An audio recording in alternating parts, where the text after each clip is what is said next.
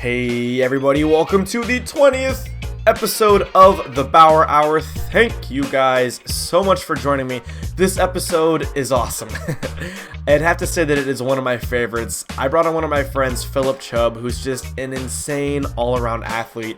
He does one-arm chin-up, middle split, handstand push-ups, practices Brazilian Jiu-Jitsu, boxing, deadlifting. The list goes on and on with this guy. So we tapped into his athletic background and then a lot of the concepts and theories that he uses in his own life as well as his training. We talked about some of his inspirations and amazing people he's worked with, namely 𝗕𝗱𝗆𝗆𝗆𝗆. Otherwise, we had a very insightful conversation and discussion.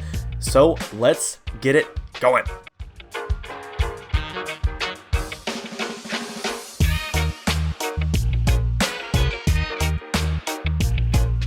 Alright everyone, welcome to the 20th episode of the Bauer Hour. I have an exciting guest here. He is a bodyweight strength connoisseur, hand balancer, purple belt with Brazilian Jiu-Jitsu, but he's going to be a brown belt after this weekend, so Phillip Chubb. Welcome to the show, Phillip. How you doing, man? I'm good, thank you. How are you? Dude, lovely, man. Thanks for doing the show again. So, yeah, Phillip and I we met on Facebook through social media. Once you kind of get into a little bit of this movement culture craziness, you're just going to meet all these other cool people, and I had to add this Phillip guy.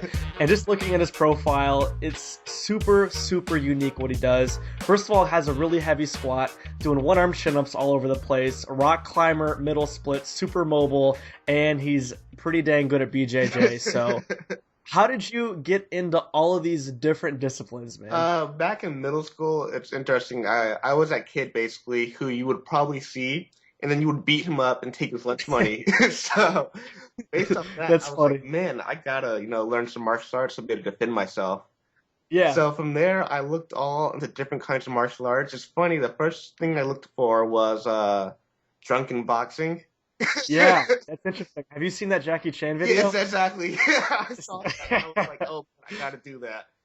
I Yeah. couldn't find a school for that though, but I looked into capoeira, I looked into aikido, and then I came upon Evolve Academy of Mixed Martial Arts. And from there I started learning things like Muay Thai and Brazilian Jiu-Jitsu, and from there I kept going. That's awesome, man. So this is one place that had multiple disciplines of martial arts? Yes, yeah. It had That's Muay awesome. Thai, That is really had cool. some boxing, it had some BJJ, some wrestling, it had a little bit of everything. That's awesome, man. And actually, just to jump in there really quick, I did Taekwondo for 11 years. So, Oh, nice. a lot of kicking, man. I mean, the thing is, it gives you a perfect kicking foundation.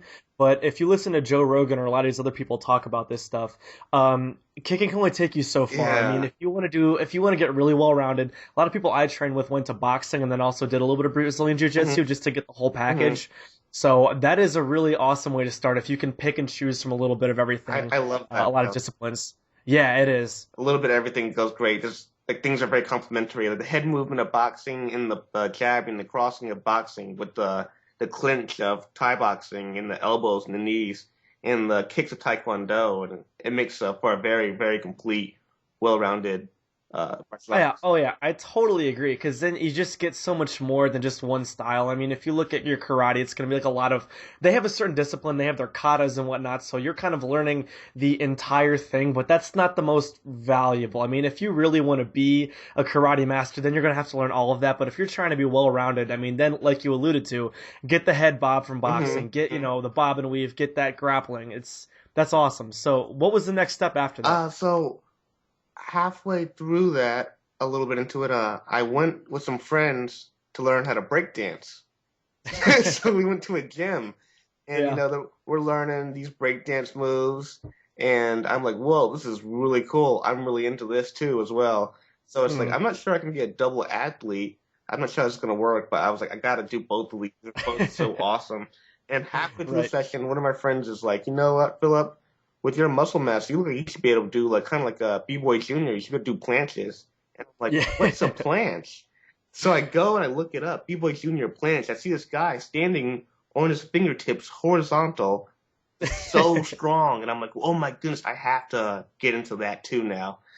Yeah. So from there, I got into gymnastic bodies, and I started looking up all the information I could find about body weight strength training and how to balance that out with everything else and how to get planches and front levers and one-arm chin-ups and whatnot. And the rest of there is history. I just went from there and kept learning. Got into 𝗕𝗏𝘆 material in the Poliquin group and 𝗕𝗏𝘀𝘆𝗆𝘆 and all of them, and just went from there. And you're just hooked, man. Yeah, it's the dark side, man. Phillip is like the perfect example.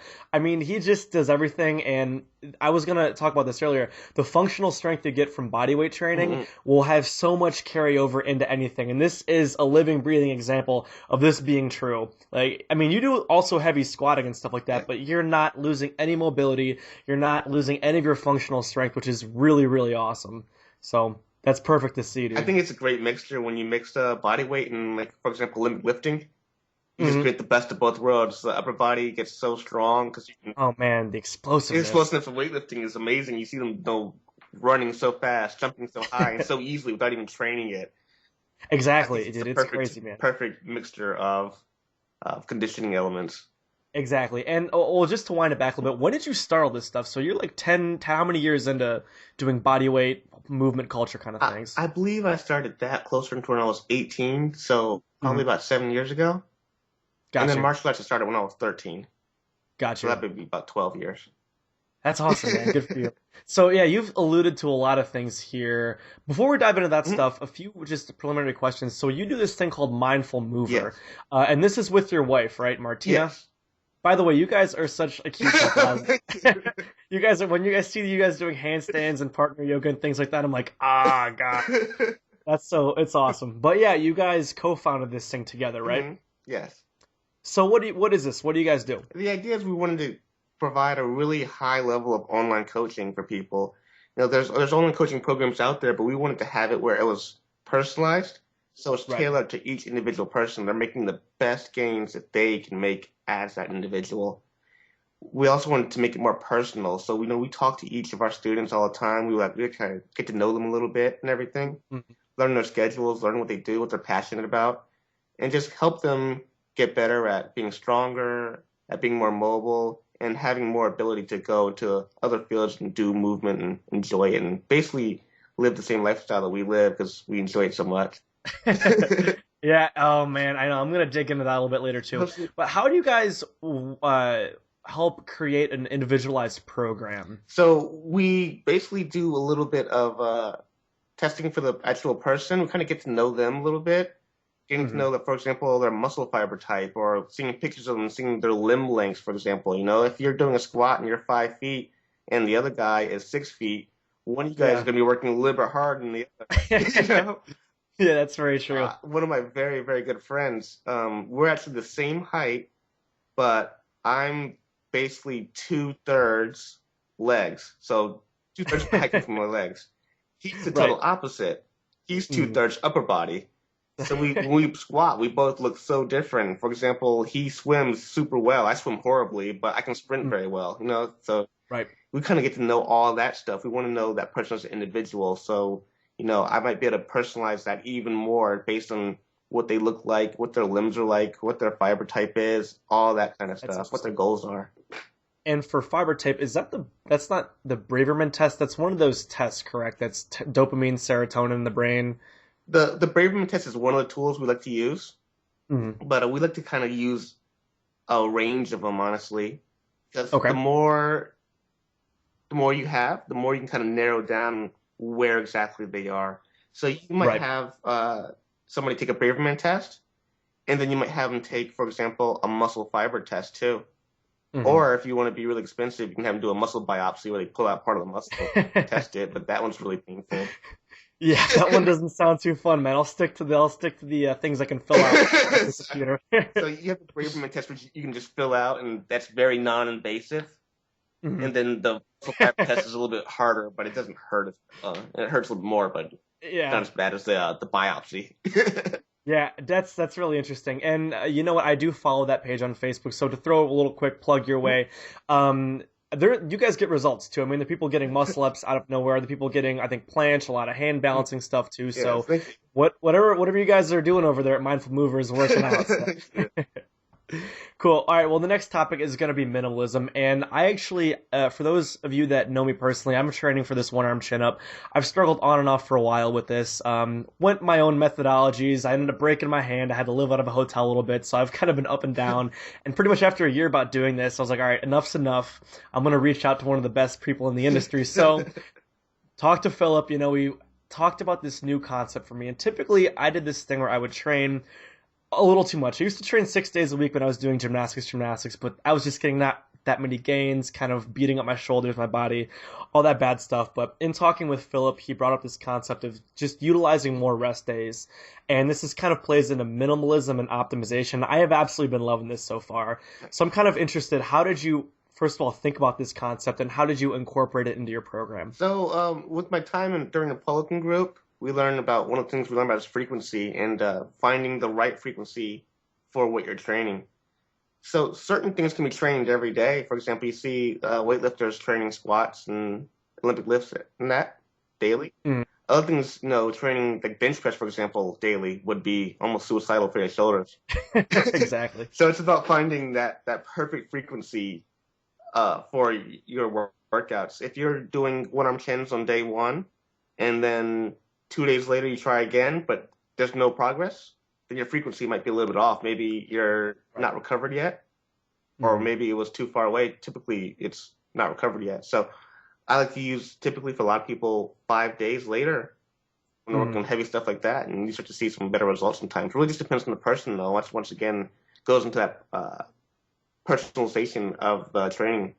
If they're not making progress, we kind of change how often they're doing it or how much they're doing it or what they're doing. It's very important. Yeah, and I think this really plays into what kind of goals you're interested in too. I know that for higher frequency, when I was doing one arm chin up Monday and then trying it again on Thursday, my Thursday session was absolute garbage. Yes. But my biceps were looking good. So it's kind of, yes. I mean, it's sort of that trade-off. I mean, it depends on what you want to get out of it. And for me personally, I was more interested in the strength stuff, kind of training like a bodybuilder, and it's just like you had alluded to, the frequency, it matters so much. I mean, that is one variable I've almost never played with because I love being in the gym, but now that I'm messing with it a little more, I get more results for less work. Absolutely. And that is a pretty big appeal for a lot of people. So I know exactly how you feel. I love to be in the gym doing my workouts. Some days where I can't do my workouts, I'm feeling a little bit a little bit lower than normal, kind of almost like depression times. I only train, each body part, upper and lower, every 5 days. So it's insane. It's very minimal. It's very minimal, but it's kind of almost like sad. It's like I want to train more, but I can't. I won't get the gains. And that was sort of an adjustment I had to make too. I just kind of had to trust the process, trust the recovery. Absolutely. So I actually ended up adding a specific deadlifting day too to kind of bridge that gap. I mean, I just had to move my body a little bit, man. So there's a between what makes the most gains and what you actually enjoy too.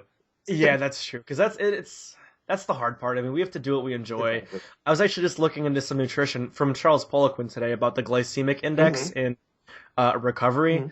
Personally, I make these shakes that they're just they have blueberry in them, they have banana in them, and they're really tasty. I'm actually at one of these here. Nice. But those aren't the best fruits. I mean, I was looking at a video. He said that it can be, is it apricot or fig or something like that has a little bit higher. You get better results. But I just kind of love this one. I don't know. Yeah, it comes back to what do you? I mean, are you going to enjoy or are you going to really optimize? Of course. I mean, you're getting enough. It's kind of like the 80-20 rule. If you're getting a lot of enjoyment and you're getting pretty decent results, hey, that's better than getting all the results but being miserable sometimes.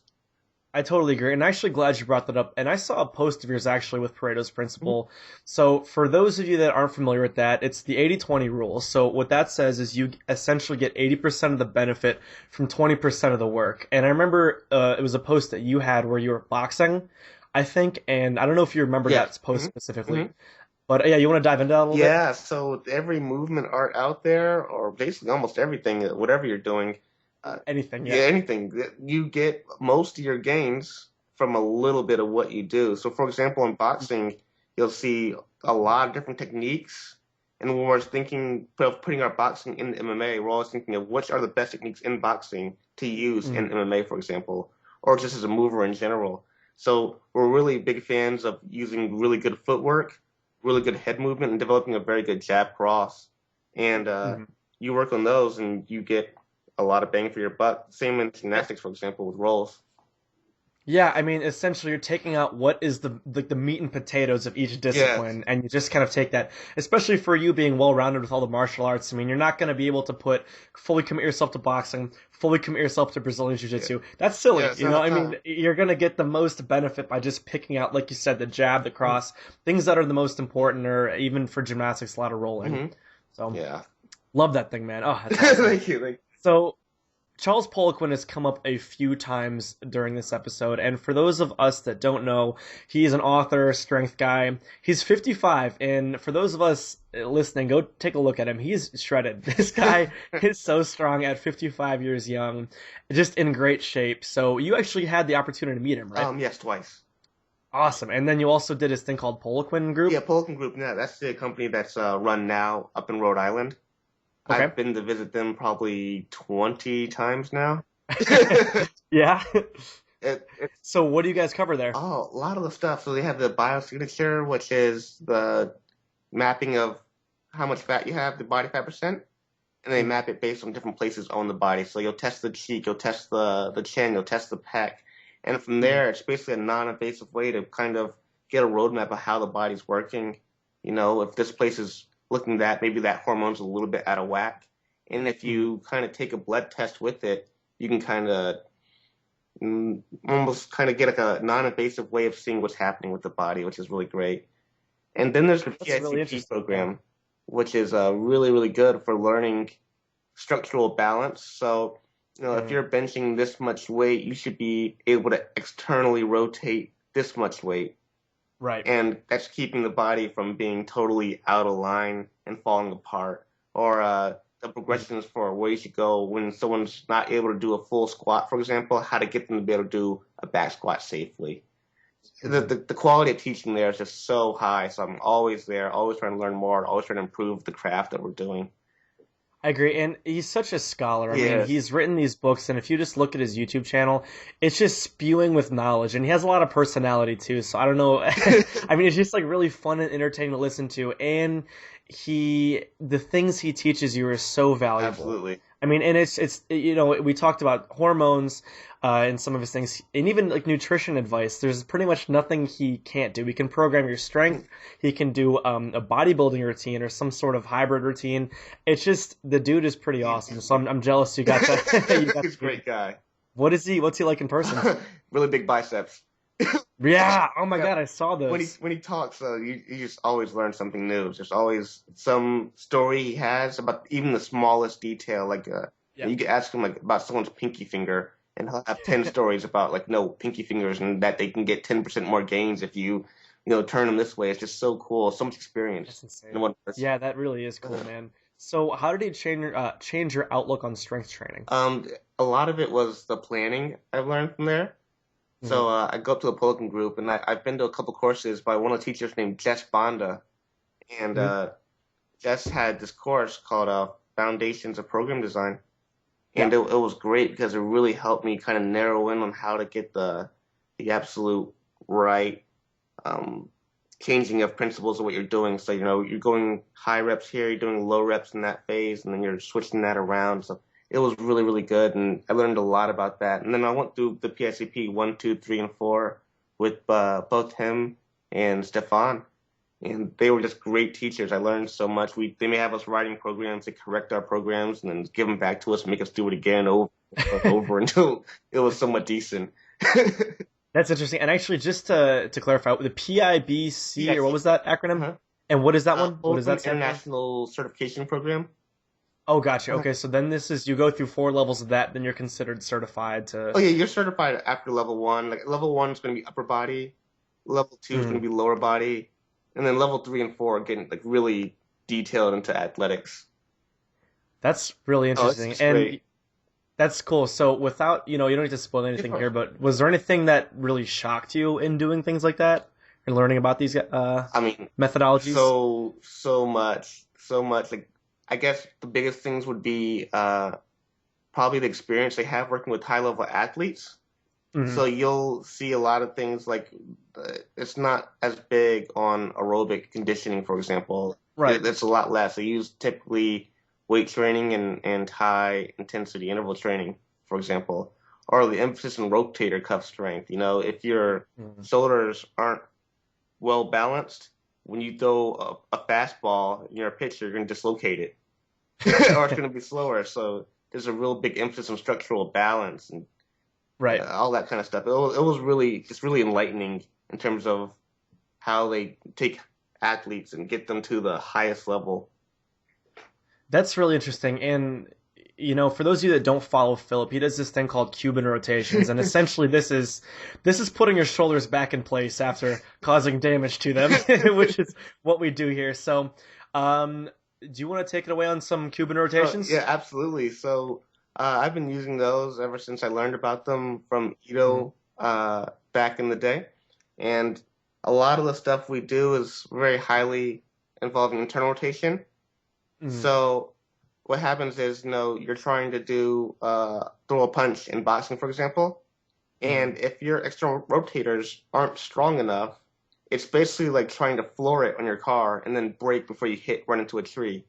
If your brakes suck, you're not going to be able to go that fast, right? So either one of two things will happen. You can't go fast, or if you do go fast, because of adrenaline and being at a competition, when you hit the brakes, the car's not going to slow down. It's going to go right to the tree, and it's going to explode. It's going to also go. Right, yeah. And actually, just for another analogy, I know that people talk about that. It's like firing a cannon out of a rowboat. You can do it once. That's pretty much it. Yeah. Either you can't do it, or you can do it one time, but you'll win with it one time. Yep. And I kind of want to be able to do this for life. Right.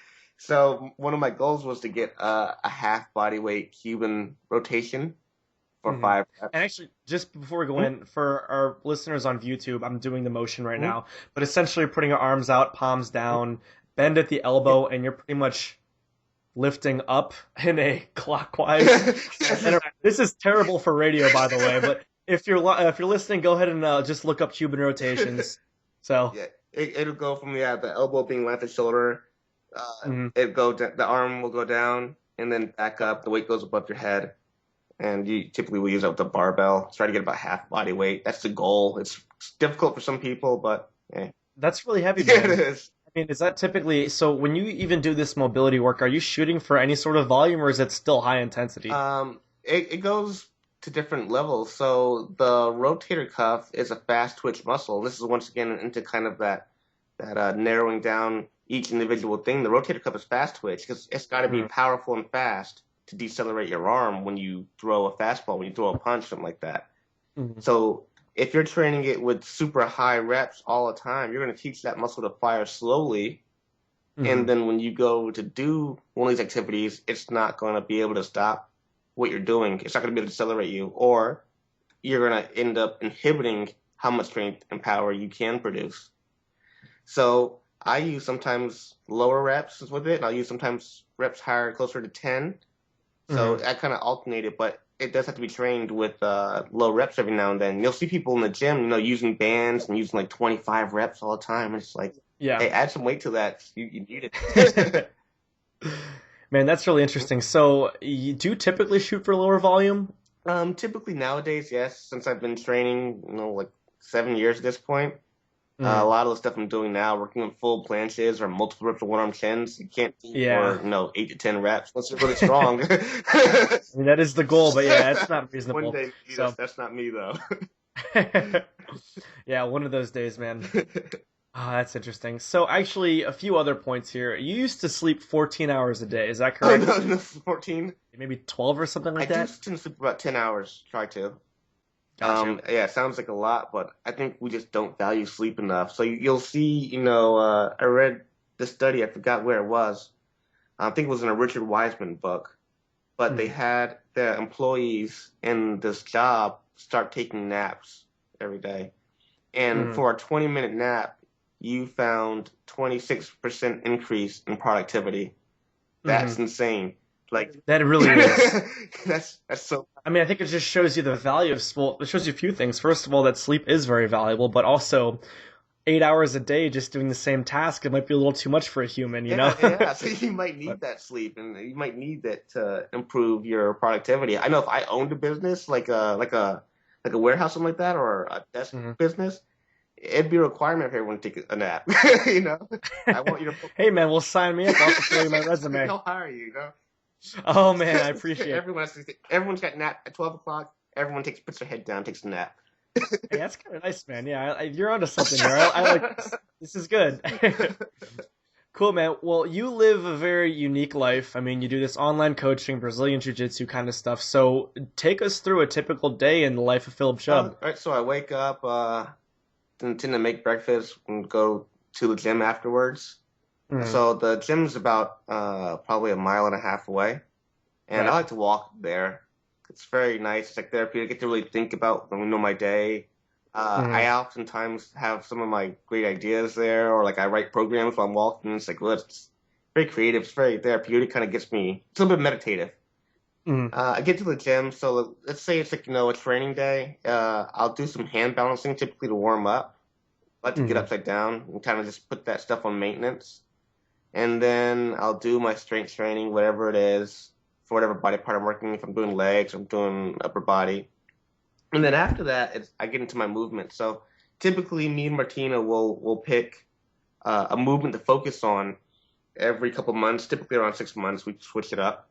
And Yep. right now, we're really into breakdancing. So Yep. we're totally just working on breakdancing. We'll be doing it for 2 or 3 hours a day, just practicing the same 3 moves over and over and over repetitively until we get it down. We'll critique each other. We'll watch each other's videos and make sure we're getting it good until it's smooth. And then after we kind of did in the 80-20 of that art, we start to feel kind of good at it. Like we're starting to feel good and we can kind of show it off. We totally find a new art to suck at. So Once you're good, just move on to the next thing, right? Exactly. Ugh. After we've done training, whatever movement art we're doing, typically, we'll do some eating, we'll do some meditation sometimes to help wind ourselves down, and then typically it's heading back home, and a lot of times doing some reading. I love to read. I try to read a book a week at least, just to keep getting new ideas. I think if you're not moving forward, you're getting left behind. So, real important. That's very true, man. It's super important to stay educated, especially, I mean, I don't know how many podcasts you've done. I know you were on Move Smart with Justin Goodhart. Just doing things like this, you have to stay sharp and educated and always kind of up to date, and you kind of get dull if you're not doing that. So I haven't really been as good about my reading, but I've been listening to a lot of audiobooks and podcasts and stuff like that. Excellent. So there's a whole lot of value in that. A few things here. So you mentioned doing things on maintenance, and for a lot of our listeners that aren't familiar with that concept, can you elaborate on that a little bit? Of course. So we don't have all the time in the world. I mean, we're taking up 10 hours of sleeping already, hopefully, right? Yeah, exactly. So it leaves us only with 14 hours, and then, most of us have to go to work, and we have to eat food and take care of, kids. So we don't have time to just practice every single movement all Right. day, every day. So we got to put some of that on maintenance, which means that basically what we do is that we do a little bit, just enough to keep it fresh in our minds and keep it so that we don't forget how to do those movements. So when I do my hand balancing in the morning, it might be about half an hour of just practicing one-arm handstands. That way I don't ever lose my one-arm handstand. Right. And with that, it's very particular to the movements. I found that some movements you don't have to practice very often. So I used to tumble a little bit and do some flips. Like my flips, I noticed they always stay. They never really get left. I practice them every couple of months. But like hand balancing, for example, I have to do that a little more often or else I start to get a little bit shakier. So it depends on the movement. I try to make sure that I don't lose anything. And by putting it on maintenance, that's basically it. Yeah, and that's another thing is we're only given a certain amount of effort a day, just to kind of elaborate on what you said.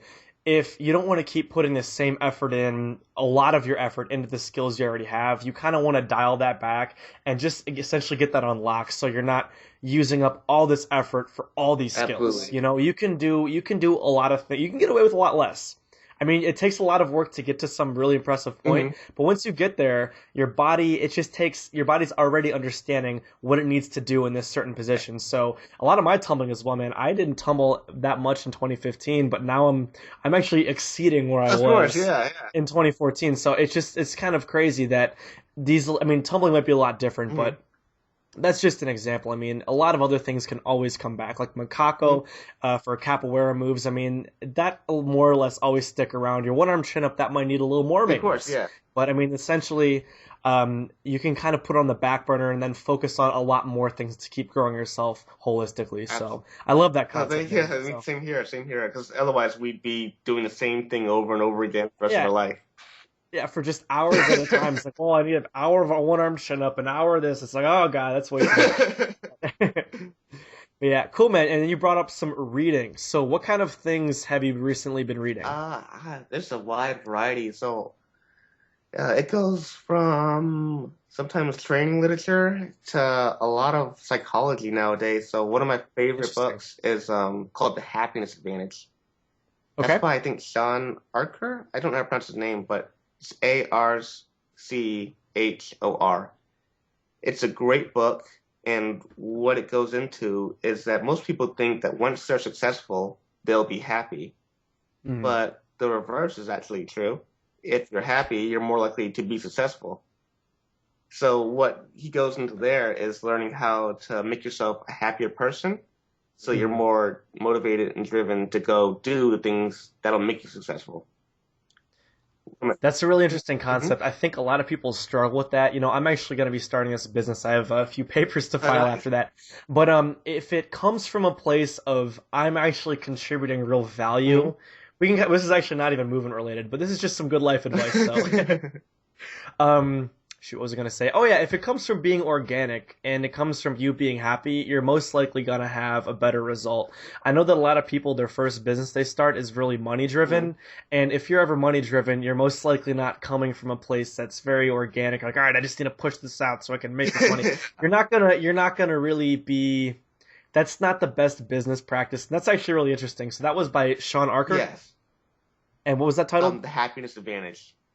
Happiness Advantage. I'm going to be throwing that in the show notes. I know a lot of people are going to be love that one. It's one of my top 5 books. Whenever someone asks, for a book recommendation, I say if you haven't read that yet, go read it now. The second one is called Many Habits by Stephen Guise. I think I'm pronouncing that right. So it's Gotcha. 𝗕𝗕𝗄𝗆𝗆 or Eaton, I think. I think it's A-N.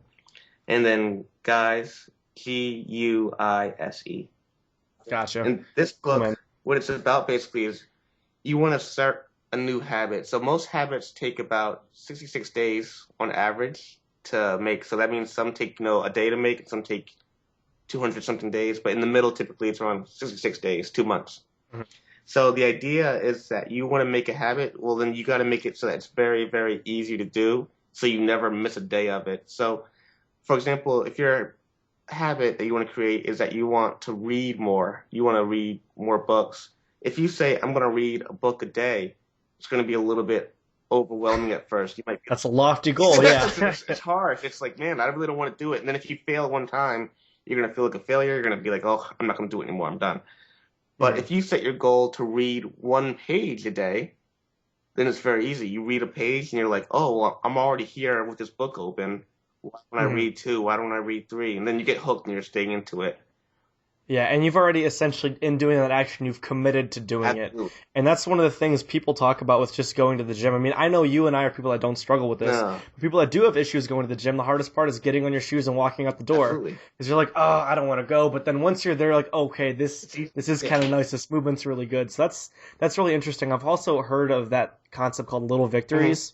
Where you just kind of do a small thing, like you just give yourself a small little something, and then after that, it can evolve, like this book I'm sure talks about, into bigger and bigger things. Absolutely. So. And even if it doesn't evolve into bigger, well, either way, you're still going to be doing it every day.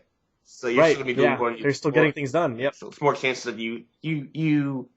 I think John Bra said it. You don't make gains by sitting on the couch. Even if you went to the bar and you squatted only the bar, that's still one more chance to PR than you had before. That is really true. That's interesting, man. I heard another podcast with 𝗕𝗓𝗄𝗆, you know, that crazy tricker, strongman middle split guy. Awesome. He, on days he's awesome, man. He's so cool. He was on a Taco Bell commercial, too. I can't believe that. Oh, yeah, it's just nuts. All of a sudden, I guess, I don't know. I don't really. I used to look at his stuff back in the day before he got huge. Yeah, I know. I like this tricking so much more than I thought it was more organic and everything like that, but now it's just like it looks so cumbersome. It looks like difficult. It's this massive man flying through the It's just air. so But I mean, yeah, he kept all his flexibility. I mean, I don't know if it's, yeah. all organic muscle to say the least, but it's cool.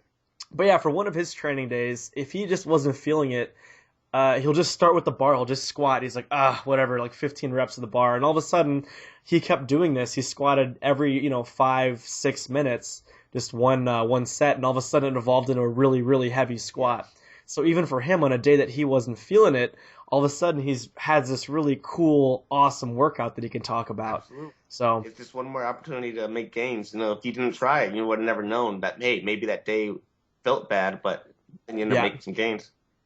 man, I'd agree with that. It's really interesting too. I had days where I really didn't feel like doing it, or just exercising in general. And then I go do it, and I surprise myself. Absolutely.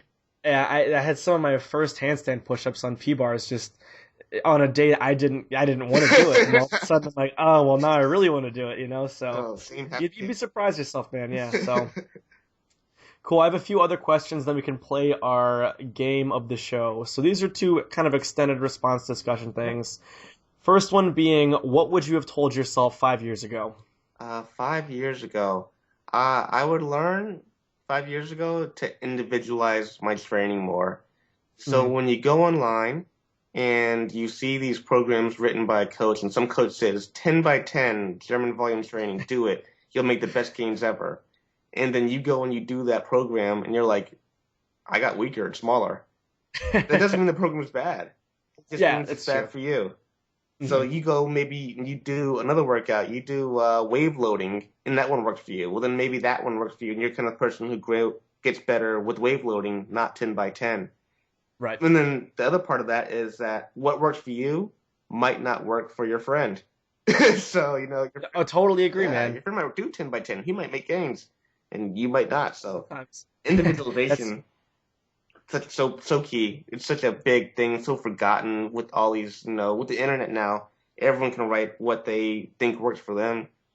Oh, totally. But Especially the internet and well, fitness in particular hmm is one of the most saturated just forms of media right now. It's ridiculous. Anyone with a camera, I mean, we're talking about this fitness stuff right now, but there are people that are a lot less educated with a lot bigger following that people just listen to. absolutely, I mean, there's so many things you can follow. You get your push pull legs, you have your chest and back and arm day. It's kind of overwhelming to a point. yes, So actually, to piggyback off that a little bit, don't be afraid of experimentation.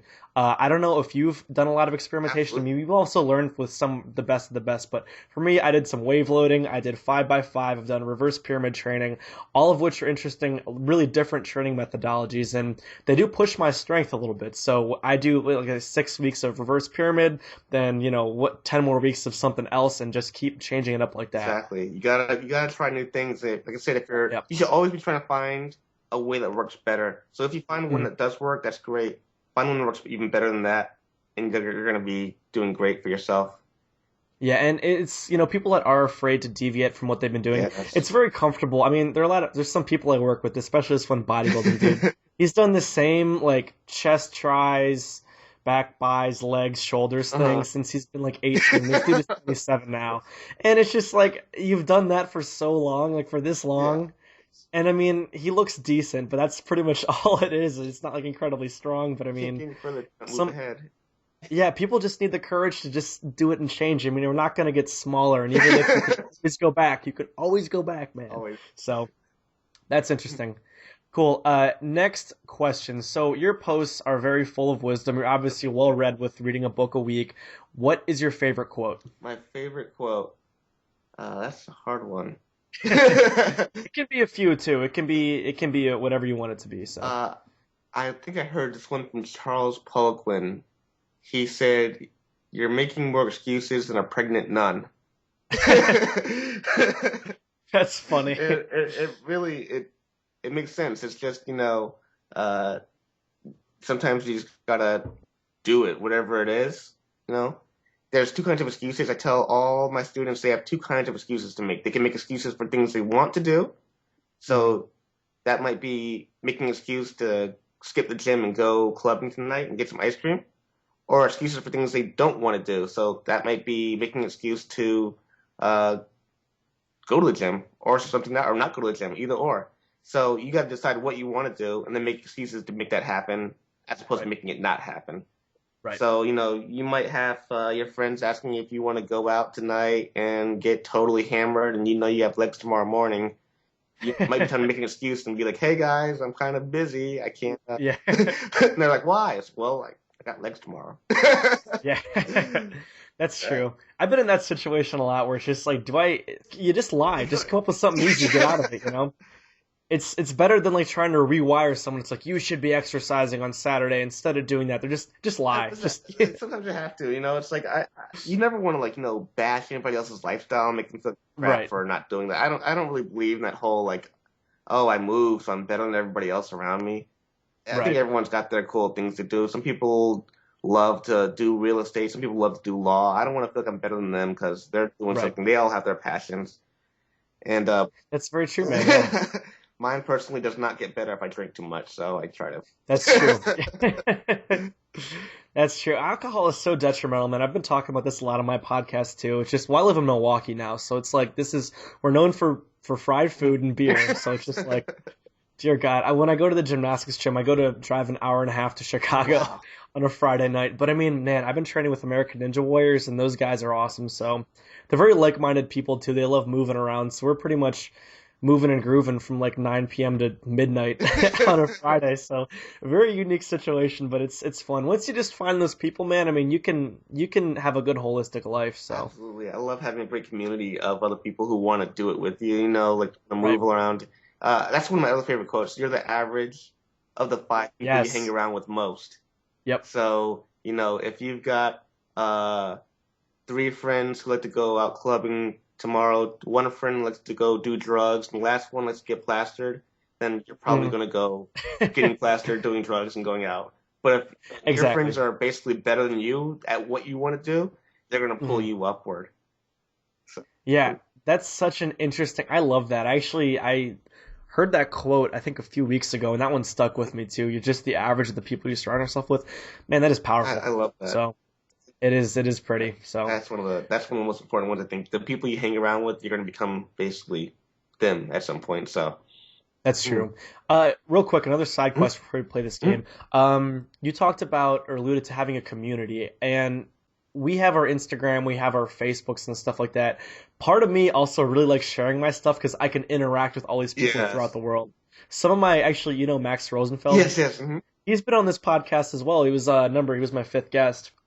And we met on Instagram. I mean, I was doing like a muscle up to back lever thing, and all of a sudden we talk all the time. I mean, it's just like so cool the things that can happen in this community that you'd be a part of if you just share whatever it is. I mean, for those listeners that aren't into movement and stuff like that, just make a hobby Instagram. Like, put up more of your stuff, start sharing it. This internet thing is crazy. It's great. You know? I feel like a lot of people kind of bash, social media, and you see a lot of people kind of doing the hipster route of like, I'm going to do a social media cleanse and everything. And Yeah. it's like, I can understand that if, you're the kind of person who's surrounded at a party and you're stuck in your cell phone. But Yeah. to a certain extent, don't throw the baby out with the bathwater, because a long time ago, me and you, for example, we would have never, ever met. I've never been to Milwaukee. I don't even know where it is on a map. So we would have never met had we not had. Yeah, I totally agree. It's just kind of this crazy world that we live in. I mean, I encourage it, dude. I have my little separate Instagram for my little cool fitness stuff. Yeah. I love that stuff, man. The connections I've made, I'm sure the connections you've made Absolutely. are just beautiful. I mean, you can do so much cool stuff on the internet nowadays. Yeah, So. and I love it for the tool that it is and how it just connects people. And I have friends now in Singapore, friends in Amsterdam. I wouldn't know these people ever if I hadn't ever gotten the internet. So thanks for that invention. Absolutely. All right, well, let's go ahead and play the Bauer Hour hot seat. So it was 6 or 10 questions, but I'd dial it down to 6. More or less rapid fire. If a discussion pops up, let's have at it. But otherwise, pretty rapid fire. So number 1, what is your spirit animal? My spirit animal. I guess that would probably be a dragon, if you can count that. Can I have a mythical animal? Charizard? You can do whatever you want, I want man. a dragon. I love dragons. They're cool. They breathe fire. That's interesting. Do you have any rationale for that, or is it just kind of Absolutely none. you just I just love dragons. My favorite animal is That's the cool, man. Komodo dragon, just because it had the name dragon in its name. That's I true. think they're awesome. Man, they're nasty. They're really nasty creatures. Their saliva, doesn't that dissolve skin? Yeah, I think it does. I think if you get man. bitten, it can kill you. You're probably gonna die. Hey, but good for you. So, number 2, what is your greatest fear? My greatest fear? I don't like heights. Interesting. Okay. So, whenever I go to Rhode Island to do these seminars with the Polkin group, I always look to the person next to me. I'm just like, all right, I wonder if they'll be upset if I just grab them when I start crying about the plane taking off, and any bit of turbulence happens in the plane, like the smallest amount. I'm like, oh goodness, making my peace. No, I love them. It's over. I absolutely hate heights. So even airplane turbulence, not a fan of that? No, I don't even like going on airplanes. I'd rather take the train all the way up there if I could, but it's 10 hours. But that's a pain. Yeah, wait, actually, where do you live right now? I live in Maryland. It's right gotcha. DC, okay. So yeah, it's a long one. Right. But no, heights. I hate heights. So does that affect you for your tumbling or anything like that? Or do you tumble that much? Or? You know what it does affect though, and other things in gymnastics like high bar and whatnot. I wasn't a fan of those. It's like there's a bar. When I tumble, if I miss my tumble, I know it's me, and then the ground we're gonna meet very forcefully. Yeah. It's okay. When I high bar, I'm gonna hit the high bar. Then hit the ground. I've done that more than I like to admit. I used to kick the high bar because I started gymnastics at 18. I would kick that thing, but then the worst one was parallel bars. When you do a dismount, so you're swinging in these bars, and then you're kind of throwing your... First of all, you have to rotate this way as you're transitioning that way. Yes. Man, I've done so many things. I used to just have a simple handstand dismount. I'm like, all right, let's up the ante. Then I got my back flip, the back off. Kicked the bar, almost landed on my head. I'm like, all right, I'm going forwards. Went forwards for a little bit. I would do the flip, but I would hit my arm every time. This is ridiculous. Yeah. Then I went back to going backwards, and then now I just don't do it anymore. So I can't even blame. So that's I know. There's a lot of, it's a risk and reward, man, but totally understandable. Yeah, I feel that. I feel you on that heights, man. Heights are kind of scary. All right, number 3, what is your spirit kitchen appliance? Spirit kitchen appliance? Yeah. Definitely the frying pan. Really? So, if I don't have a fork, if I don't have a spoon, if I don't have a bowl, I don't care. All I need is a frying pan. I'm not really the kind of person to sit there and make my meal all pretty. Right. My mom always told me, I'm eating it, I'm not dating it. So I cook the food in the frying pan. And I typically will eat it right out there, and it's one less dish to wash, and it's one more minute I can spend moving and not having to do something else. Dude, I love that you think like that, because I'm the same way, actually. Even with this shake thing, the shake is... You mount it upside down, so I don't even need to clean it. I drink out of it. I use this, and I drink out of it. I'm so glad that people like us are wired the same way, man. That's beautiful. Absolutely. I mean, I'll eat a steak with my hands, and that way I don't I just eat it right at the pan. Why waste water in a dish? Just... Exactly. Fingers right here for food. That's funny.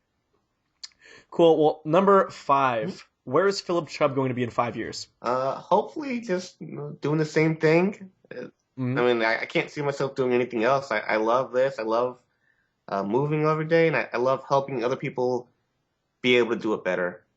And that's just absolutely my passion in life. Help other people move. That's awesome, man. I mean, it seems like you're so happy doing it. You have such a good holistic life. You've kind of created a life around your passion. Absolutely. I mean, so it's beautiful, man. Cool. Be upset when you're living your passion. I love it. Oh, absolutely not. All right, number 6. Do you have any rituals that others would consider strange? And I'm assuming you do. I don't know why. For some reason. When I squat, it's interesting. I tend to look at the bar and stare at it for about a minute. Really? And then I get underneath it, and then I squat. I have no idea why I do this. I just stare at the bar, and then I do my squats, for example. Other ones, let's see. I can't, I hate how having to change programs in between other programs. Yeah. So, I like to finish the last program I was on. Sometimes even at the expense of, I shouldn't have to. I should switch now, but I just can't. It's like OCD. Yeah. But no, it's understandable. Yeah, that's definitely the strangest one would be if I'm eating food, right? And I have, the meat I got some sort of carb and some sort of vegetable. I don't like vegetables, right? So I've got to eat all the vegetables first. That comes absolutely first. That's interesting. Gotta get them out the way. And that's true. The meat and the carb afterwards, but I gotta get the vegetables off the plate and kind of get my work done. And I've always and they can enjoy it. Yeah, even in school, I used to get homework, and I would come home, and I'm like, okay, I can't have fun until I get my homework done. Right. So that's one of the things too. I've never been able to have fun until my work is done, I guess, and that's. Well, that's good. I mean, you're kind of delaying your gratification in a sense. I know that I do this thing. It's kind of a weird one for me, but when I get a Chipotle, I will typically excavate the rice from underneath, like crapping stuff. I'll get that out of the way so I just have the good stuff left over. Yes. Exactly. But yeah, that's definitely interesting. I know a lot of people do that actually, so I don't think you're alone on that one. In your mouth. Well, that's funny because Martina, for example, she's totally opposite. She'll she'll get the perfect chicken. Then she'll go to the other side of the bowl, get the perfect rice, and the perfect scoop of guacamole, and make it one super bite. And I'm just there like, get all that out the That's good, man. That's interesting. Well, cool. That'll be it for the game. So, Phillip, where can people find you? So people can find us on our Instagram, and that's _mindful_mover. They can find us on our Facebook. So, Phillip Chubb, 𝗕𝗗𝗆𝘆, and Martina Chubb, MARTINACHUBB. Cool. And then also your what's the website? mindfulmover.com. Yep, and that also has a Facebook page. So I'm going to include all of this information in the show notes on the website. So yeah, that's it, man. Any closing thoughts? That was a lot of fun. I had a good time with you, man. Thank you so much. Thanks for having me. I loved it, and hope everybody gets something out of it. Yeah, dude, absolutely. I'm sure they will. I know, man, my followers love listening to this sort of stuff, so it's perfect. Excellent. All right, man. That'll be it. So thank you. Thanks again, man. Thank you. Yeah, that's it. I'll have this show up here in the next few days, probably on Wednesday. Okay, cool. So, yeah, otherwise, that should be it, man. Thanks again for doing it. Thank you so much. All right, buddy. Have a good night, all right? Cool. See you. Bye-bye. All right, everybody, that is it for the 20th episode. I absolutely love that. That was so much fun. I might have to have Phillip on again. I think there's so many things that we're similar on, and just the knowledge, the enthusiasm, and just all the heat that he brings. It's just so exciting to listen to a guy that completely just formulates his life all around with doing just exactly what he loves, and I appreciate that with him so much, and it's beautiful. A few housekeeping items as always. Facebook.com/The Bauer Hour Podcast. Please like that page. Everything related to show is going to be posted on there. Otherwise, Twitter @The Bauer Hour Pod, and the website is thebauerhour.com. If you ever need to reach me, send me an email at justin@thebauerhour.com, and that's probably one of the best places you can get a hold of me. Otherwise, some personal plugs. You guys can find me on Instagram @𝗤𝗏gymnastics, which is one word, SOTRA gymnastics, and that's where I'm going to be posting the majority of my fitness stuff. Otherwise, my personal Instagram is knowledge_is_Bauer, and it's nice and douchey, but you know what? I'll take it. Otherwise, thank you guys for listening. Expect a new episode Sunday Funday. I think we're going to be taking a dip into the entrepreneurial world for the next guest. I'm thinking a CEO of a startup. I will keep you guys posted. Otherwise, see you guys Sunday.